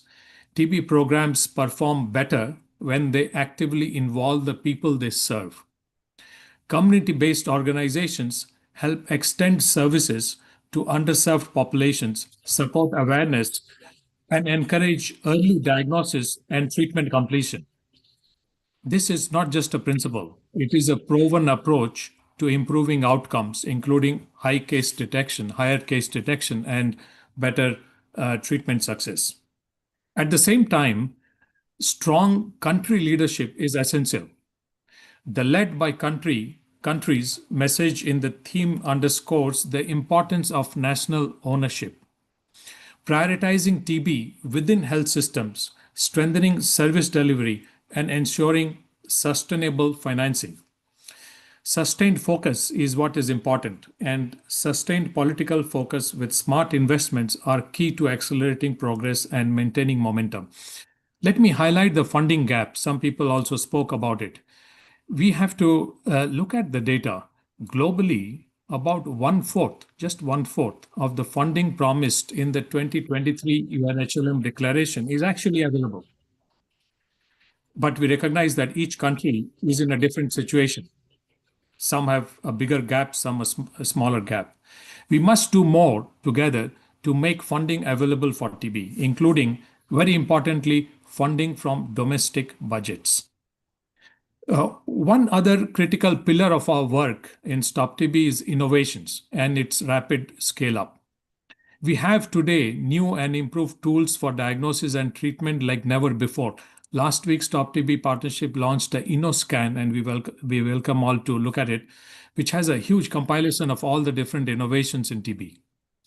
At Stop TB in the TB Reach initiative, we have been supporting innovations, evaluating new tools, new community-based approaches to find and treat people with TB who might otherwise be missed, demonstrating practical use cases for new tools that can be scaled up by countries. TB Reach results have informed WHO policies, including on AI reading of X-rays, sputum pooling, etc., and we will continue to do that. The priority now is to ensure innovations are accessible and widely used. Through our Stop TB's global drug facility, we are making efforts in that direction to make the new tools accessible but also affordable and with a reliable supply chain system. At the same time, we know that as many people spoke, innovation itself will not save lives, but access to innovative tools for those who need them will save lives. Access is provided, we must remember, by country TB responses and communities, including community-based organizations, TB survivors, and these are players which have a very critical role in providing that access that is needed. All of this contributes to a stronger, more people-focused TB response, which many people mentioned here. In practical terms, what does it mean? It means ensuring services are accessible, timely, and reliable so that people are diagnosed earlier, started on treatment quickly, supported through to completion, and their contacts are protected. Let me conclude by saying, yes, we can end TB, but let us not allow this to be a mere slogan. It should be backed with our actions, and each one of us can act. So let's act. Thank you. Back to Monica. Thank you so much for that, Sahu.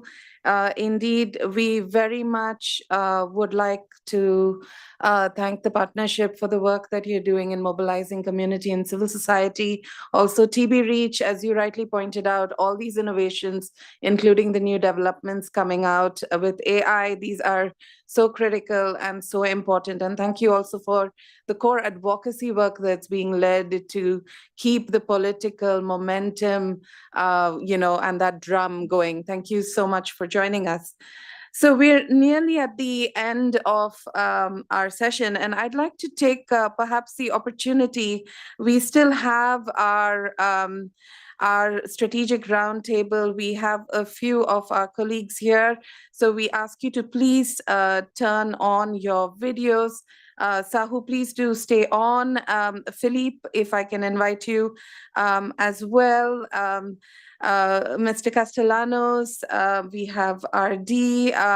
Maybe I would like to ask if, as we are closing this talk show, we'd like to really hear from all of you on what you see as one of what do you see as an important priority going ahead to accelerate the NTB response? What is your one final message to the audience of this talk show? Let me start with Philippe Dunaton, Executive Director of UNITAID. Maybe a very quick one-line message from you, Philippe. Over to you. Yes, thank you. And just to be brief, and you will not be surprised, but I think that is a point that Tedros and many intervenants made, and Saul with artificial intelligence. If you want to address a public health issue, in that case TB, you need to think about access to innovation. There is no way out. Without innovation, we will fail. That's it.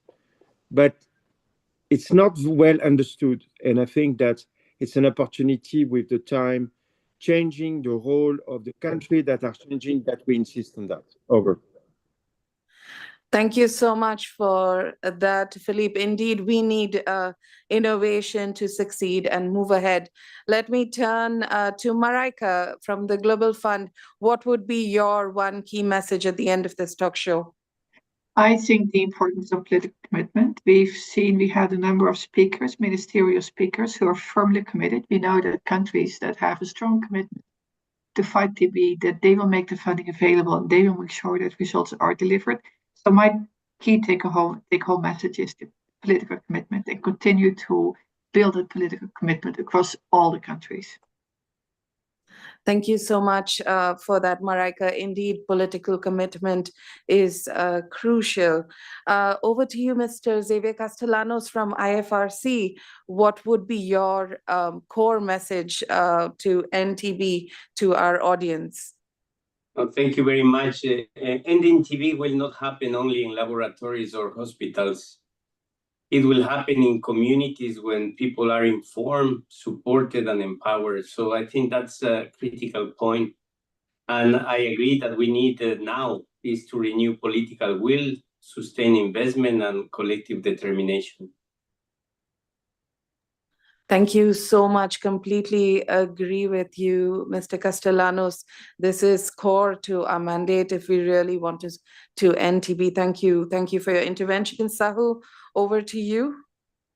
Yes, thank you. I agree with all the panel speakers about what they said, but let me add something. We have to do all of that, increase political commitment, investment, and scale up new tools, including innovative tools. But I think my message would be to think about how we can do that more smartly in 2026 than what we have done in the past. I think how creative we become in mobilizing funding, in scaling up things, in quickly putting innovations to impact, I think that will make the big difference. Thank you. Thank you so much for that, Sahu. So, and thank you very much to all of our speakers in this strategic roundtable. Thank you to all our dear partners for joining us here today, for your very important interventions and for your final message to all of the audience. Thank you very much for being here. Now, as we come to the close of this important World TB Day talk show, I would like to thank all of you in the audience. Thank you for staying with us. Thank you for prioritizing efforts to end TB. Now is the time. We have new tools. We have knowledge, we have the political commitments, we have the momentum. And what we saw today with all of the ministers, the regional directors, the partners, the heads of agencies, civil society, all of them speaking from the heart and really highlighting how important this fight to end TB is.